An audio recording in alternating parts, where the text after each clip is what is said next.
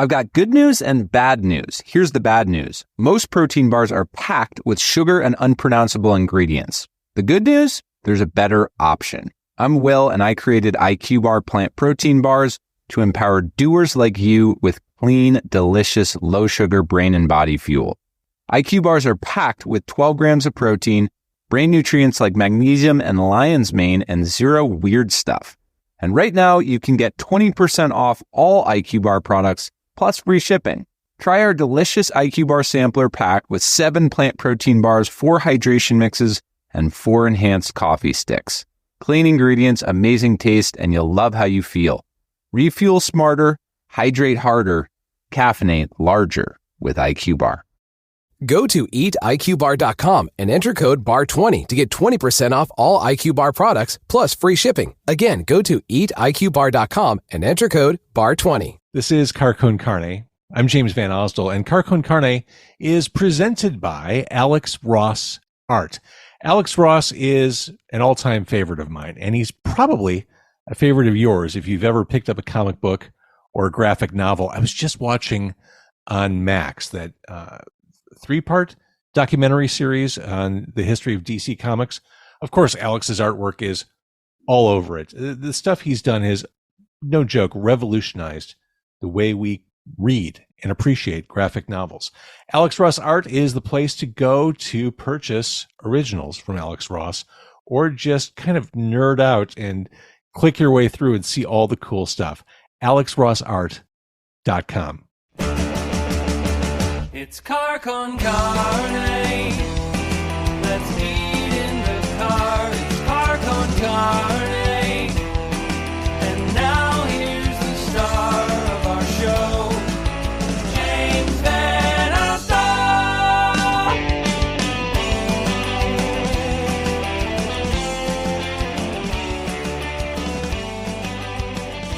Con Carne is also sponsored by 90 Days in the 90s, written by Andy Fry. It is a book. It is a throwback. It is a trip back in time to the 1990s, a time that some of us remember fondly. Some of us don't remember, and some of us may not have lived through. But the point is, Darby, who is a record store owner in Chicago in the 1990s, gets to go back in time and relive the 90s here in Chicago. Think about all the cool shows. Think about all the cool moments and pop culture from that era. Darby lives through it, and you could live through Darby vicariously. 90 Days in the 90s is the book. You can get it on Amazon. And also, my friends at Loud Pizza Records in Highland Park carry the book too. You can get it anywhere, but the point is you should read it. 90 Days in the 90s, written by Andy Fry. So Too Much Joy had a moment back when college rock was a thing, back when alternative music had a pretty understandable identity. The East Coast band had pop smarts and funny, quirky lyrics that set them apart from their contemporaries at the time. And now they're back, kind of, in a limited way. They're returning to the Chicago area for the first time in decades, I think. We'll confirm decades, for a show at the Blue Island Beer Company. It's happening on September 16th. Sally Timms and John Langford of the Mekons are also performing that night. We'll get into the significance of that. But here we go. It's Con Carne with Too Much Joy. Buy them beers, your friends for life. It is Too Much Joy. We will see them on September 16th at Blue Island Beer Company, 13357 Old Western Avenue. That's old with an E. It is Too Much Joy. Also on the bill, Sally Timms and John Langford of the Mekons. And I have joining me from Too Much Joy, I have Tommy and I have Tim. And the first important question goes to Tommy. Is that a zebra t-shirt you're wearing? Yes, it is. Very good. As in Who's Behind the Door? Yes, they're one of my favorite bands. They're like how Tim loves the Mekons, and Mekons were one of those bands that were probably never where they should have been. And to me, Zebra is one of those bands also. I love them. And I just saw them recently where they did that first album front to back, and it was great. One of my favorite albums of all time, their debut album. Now, as a Zebra enthusiast, here we go off the rails. You can correct me if I'm wrong, but isn't that first album completely unavailable on digital? I remember looking for it within the past year or two because I wanted to hear Who's Behind the Door, and I couldn't find it. It should be. No, it should be available digital, sure. I would think. Yeah, I mean, I have the album. I have it on my antiquated iPod, but I they were great too. But I saw them, I think it was last year, and it was like I think the 40th anniversary. It was like 83, I think their debut album came out. But I'm surprised. A fellow Zebra fan, that's a good thing. Well, What is it with why are metal bands always named after animals? They're They're not zebras, a metal band. they're just a hard rock band. Yeah, hard rock band. Hard rock is better. Lions, question, snakes, Tim. zebras, leopards. You tell me. You're the fan. Well, the Beatles. I mean, come on. You could decide. I mean, No, but that's just a shitty British pun because they spell it B-E-A-T. Well, Too Much Joy sounds absolutely nothing like Zebra. And I was thinking before you guys jumped on the call, has it really been since 1997 since we last saw you in Chicago? 96, I think, was the last Chicago gig, actually. Empty Bottle? Yes, I believe that was it. Yes, yeah. Well, okay. So what's new since then?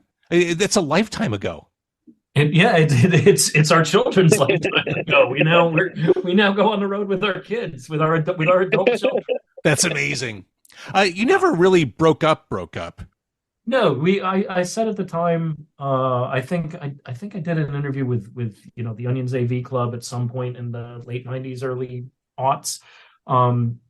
And they said something like, "Oh, well, when you guys broke up," I said, "We never broke up. We just, we may never play another show, we may never make another record, but we're not broken up. We just slowed down," which I think is more respectable than, pulling a Who and saying like, "Oh, this is our last tour. Oh, this is our last tour. This is our last tour." Was it just a situation where you're like, you know what, the music industry sucks, we're just going to cool it for a bit?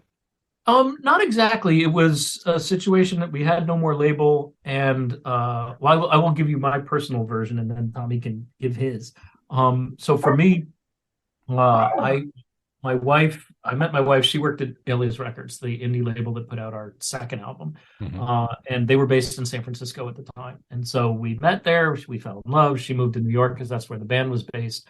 But our plan was always to move back to the Bay Area, and so pretty much every year, from like 1989 to 1996, she'd say, "When are we moving back to California?" And I'd say, "Well, this time next year, the band will either have broken through or broken up. And at that point, we can do whatever we want." And in 1996, I finally realized neither of those two things were ever going to happen.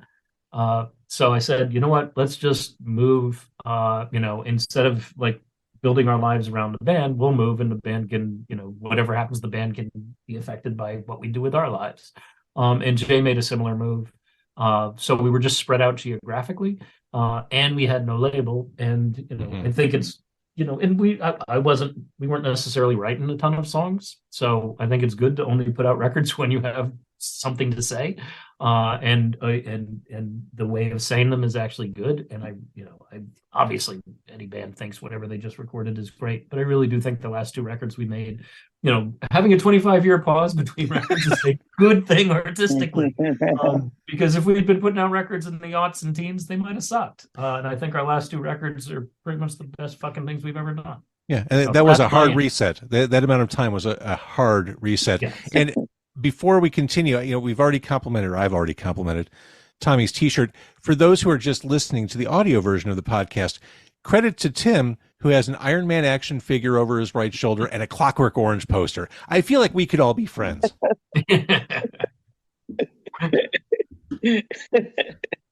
So, Tommy, does that story kind of match your memories of the hard reset of Too Much Joy?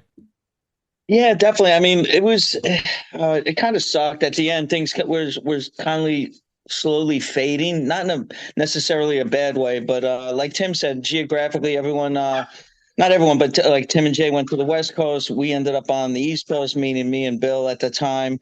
And we actually, we stopped playing, but we never quit one another or made it a final goodbye, like Tim said. So, in 2007, we actually did reunite and did a sold out show in New York for kind of like we called it our 20 fucking year show. We were 20 years together. And then also for my retirement in the NYPD. And so and we kind of realized that we had so much fun doing that and everything. And then fast forward was like 15 years, I guess, ahead of that. And then COVID hit, which was horrible, but it also, with technology and everything, we became creative and started sending each other bits and pieces of songs. And next thing you know, we ended up writing the last two albums, which I think are great. Like Tim said, I really thought they were amazing albums, and it kind of brought us all together, not only on a music level, personal level. Again, we got to hang out again. I've been going back and forth to LA a couple of times to see Jay and Tim, and it's just everything's great. That's why we kind of are where we are now. But yeah, so we never quit. We're not, like Tim said, we're not like Kiss doing their, I think they started doing farewell tours in the 90s. So we're not, we never worked together. I think we're on farewell tour 12 now for them. Yeah, exactly. And we, and we didn't, while we hadn't put out any records between 96 and 2021, we hadn't stopped recording. We'd get together to hang out and just be buddies. And it's natural for us to do that in a recording studio. So, we'd like bang out an old song, or we do, a cover tune for some record store day, tribute album or stuff. And that was fun, but it was really mostly just a way of hanging out. It's not like the tunes we were writing at the time were like, oh my God, the world must hear these. Whereas the last two records, I felt like, oh my God, the world must hear these. Yeah, I agree. So my first exposure to the band, I think, was probably a lot of people's first exposures if they're of a certain age. And for me, it was making fun of bums. And I've got to wonder, could a label, not that labels even really exist in the modern day, but could a label release that as a single in the present? I would say probably not. I don't know. I'm not a big fan of the, you couldn't make that movie or record that song today argument. I mean, you can do anything you want. It's just a question of what will the reaction be. While it was a snotty title, the chorus is, it's a bad karma thing to do. Basically, it's not encouraging you to make fun of bums. It's basically saying, hey, even upper middle class kids can be temporarily unhoused, and it sucks when you have no wall to hang your Clash poster on. That's exactly right. And in the modern day, we're very aware of housing insecurity. Like, that's, people are actually talking about it for real. Son of Sam I Am, that album, it seems like Clowns is as viable today as it was back then. The message there, it stands. As does the song the lyrics to the song Worse, from the same record. I like to think Too Much Joy's targets are timeless, which is sad, because you'd think if we fling our arrows at them, the world will wake up and say, hey, we can all be better human beings and live more cooperatively. Just to stay on that album for two more songs, Seasons in the Sun, I think we can all agree that the bass on your version made that song infinitely better. Well, also I will say we did what I considered an artistic reclamation project, in that we restored Rod McEwen's original third verse, which Terry Jacks had bowdlerized. So in the Terry Jacks version, which everybody is most familiar with, it's just this sappy song about a guy who's dying and saying goodbye to his friend and his wife.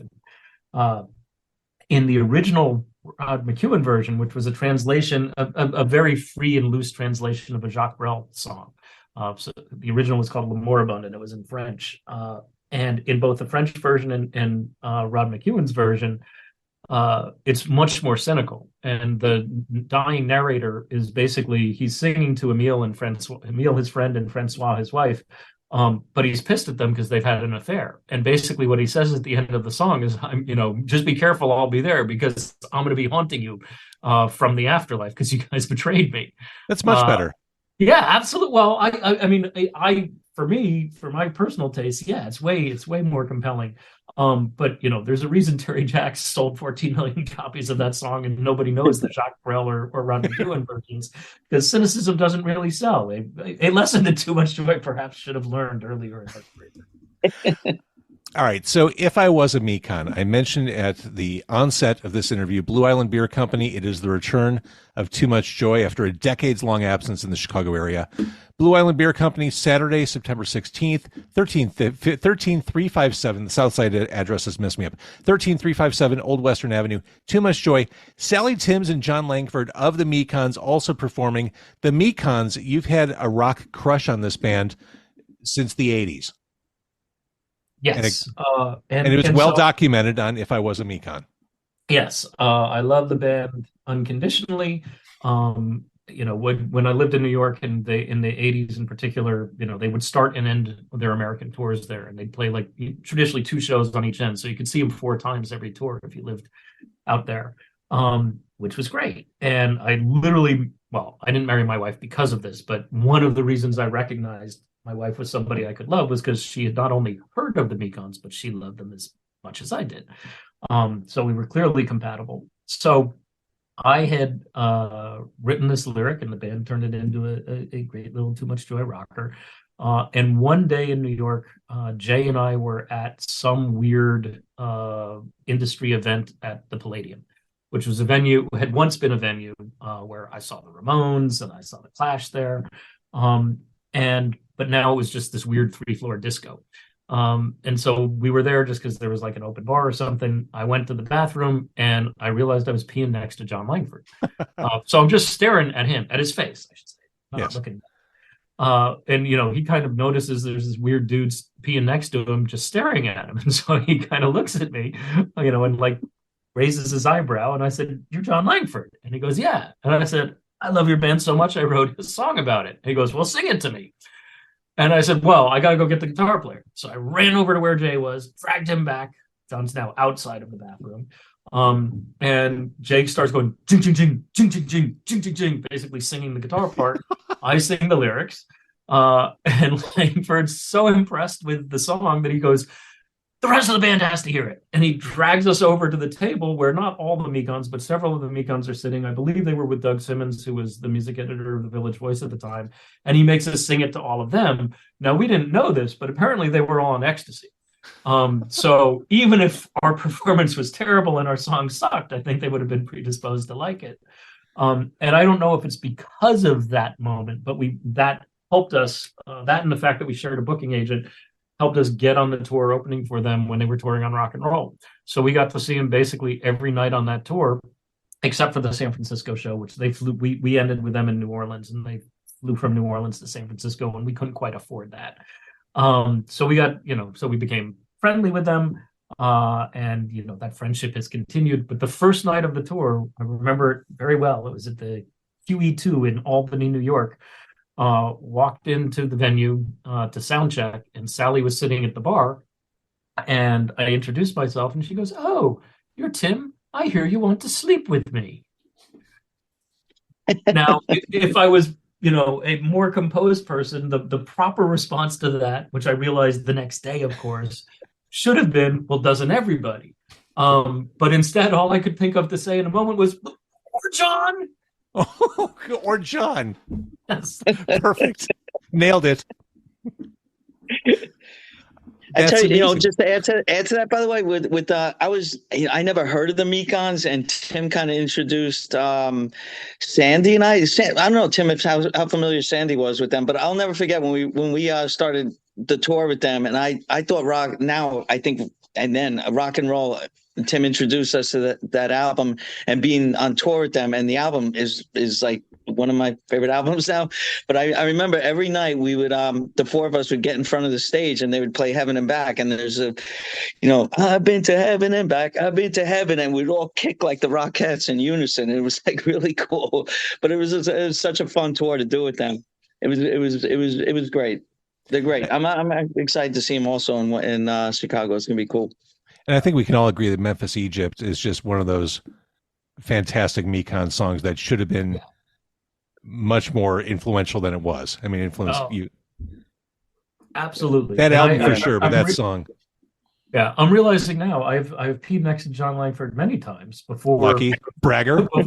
Well, yes, because I remember now seeing them at the I-Beam in San Francisco before Rock and Roll came out, but they Memphis, Egypt, and Blow Your Tuneless Trumpet were already in the set. So they were playing new, if you're a Mekons fanatic and you're at a Mekons gig and you hear a new Mekons song, it's very, very exciting. So I was really looking forward to that album when it came out. And because I was a dude in a band, and I was lucky enough to get an advanced copy of the cassette.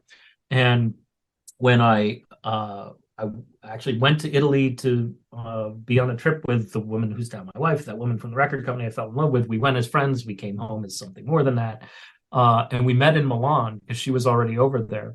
And we got on a train to go to Venice. And I said, I have a surprise for you. And I took out my little Walkman, which had my advanced copy of the Mekons Rock and Roll in it.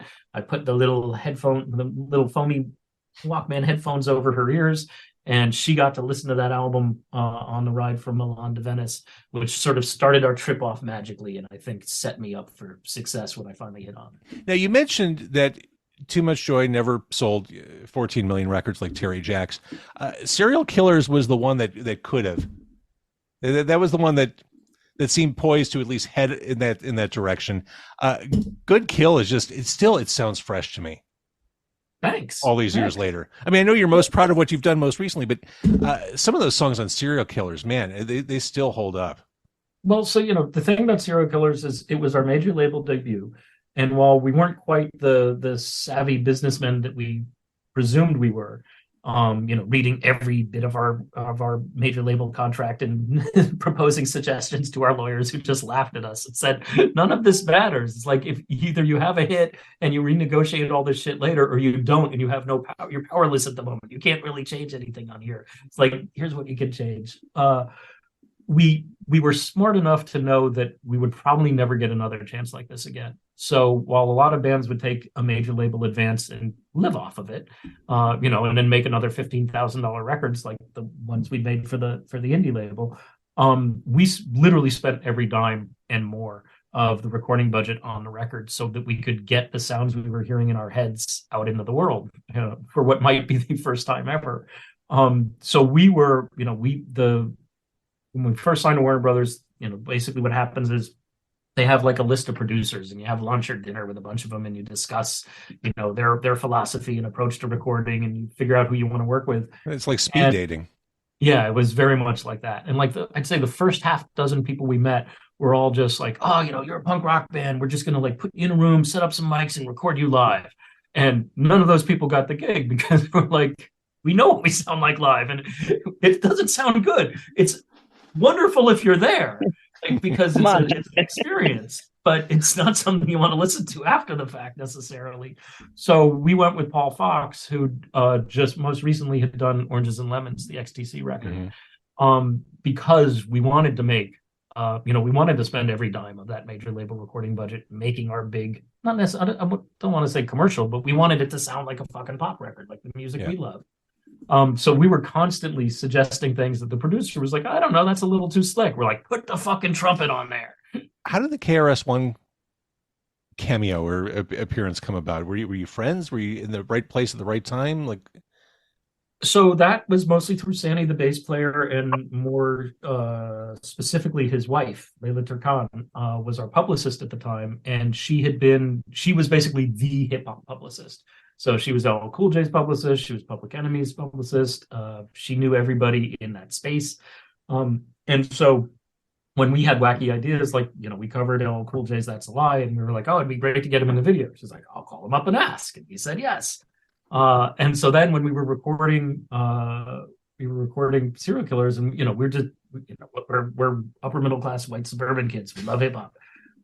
So as only Yale graduates can. And so we were, and of all the people in the early days of hip hop, I would say probably, KRS-One was easily the band favorite. I think he was certainly mine lyrically. And so we had the notion of working with him in some capacity. And as we were, we wanted to do it on Serial Killers, and, Layla had reached out to him and he was open to it. And so we were thinking about what to have him on. And since Good Kill is a bit of a message song, anti-death penalty, we knew he'd probably be into that. And so we just sent him a DAT, which is what you did back in the early 90s. Sure. With the music on one channel, and he laid his bit down on the other channel and sent it back to us. And then, Paul Fox, the producer, mixed it, comes out. Next time we run into him, Sandy runs into him and is like, oh, yeah, how'd you like the song? He goes, oh, it's really interesting. I would have put my vocal on the beat. Wow. Wow. Yeah, that stung a little bit. He was expecting an REM type experience out of you. So this is the story of Too Much Joy's fucking life, right? We recorded that because Warner was still working the re-release of Son of Sam I Am, which had originally come out on an indie, and they re-released it with a couple extra tracks. And it was doing really well. So they put us on the road, and we had completed Serial Killers, but it took almost a year for it to come out after we'd finished recording it because we were still promoting Son of Sam I Am.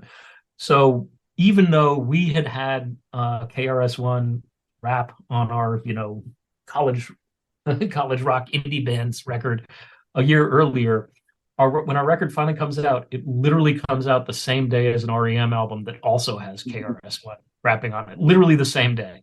So there's a line on the next album, I'm ahead of my time, but only by a week, that's referring specifically to events like this that keep happening to us. But I will say again, not to be a cocky, Ian McCulloch asshole, but we use KRS-One way fucking to better effect than R.E.M. did. On R.E.M. song, he just goes, hey, hey, hey. On ours, he actually fucking raps, in line with the song and singing, espousing a similar message. So if you're going to have a fucking hip hop star on your song, make him have some words. And here we are in 2023. I don't see REM coming to Blue Island. I see Too Much Joy, and here we are. There you go. Mm-hmm.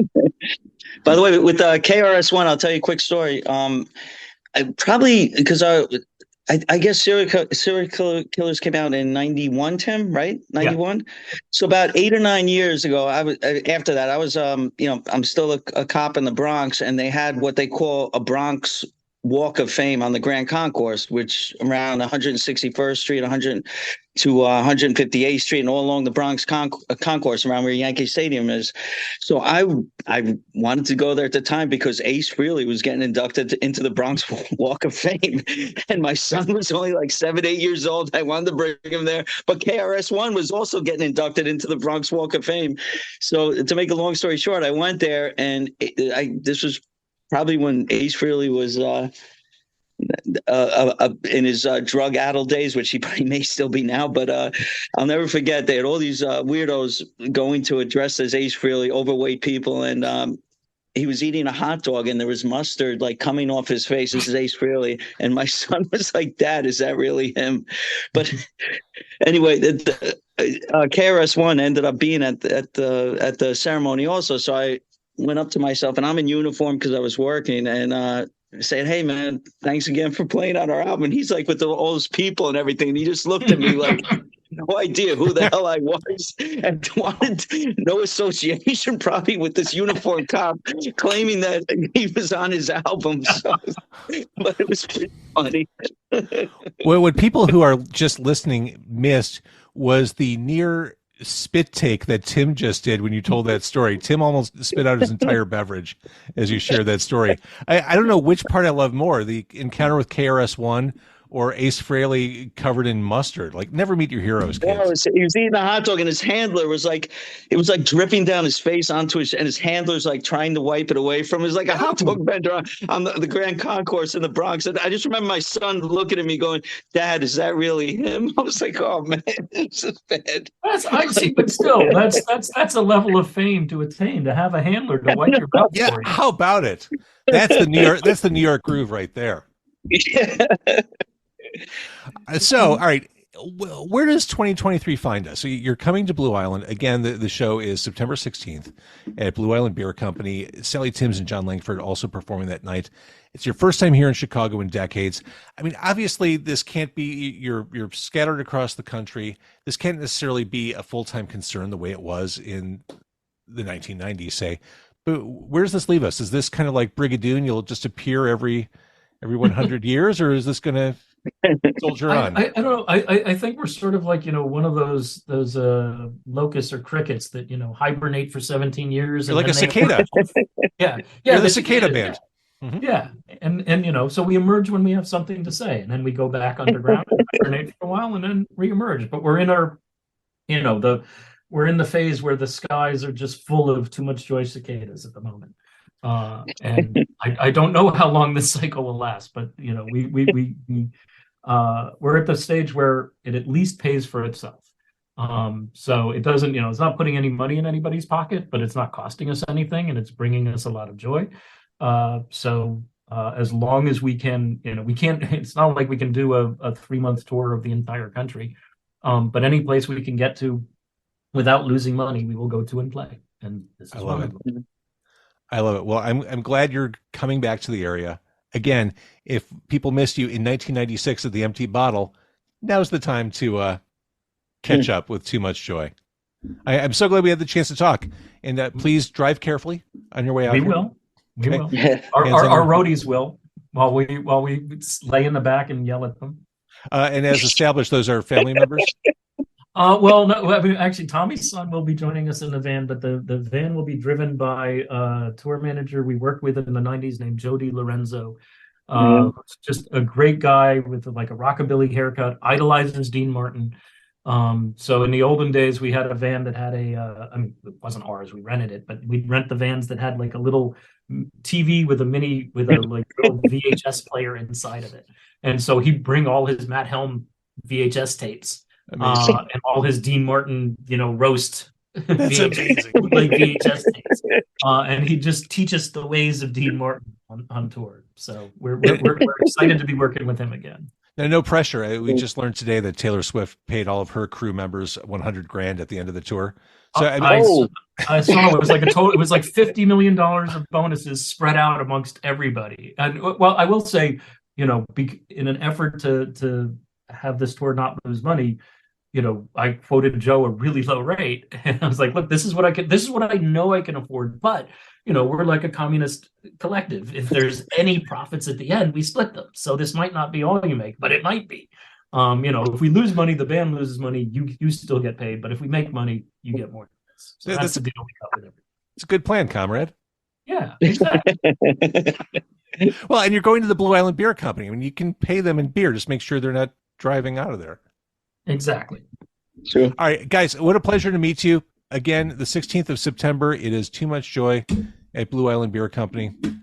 Glad to have you back in town. Thanks so much. Thanks for helping promote the show. Yeah, thanks so much. Thank you.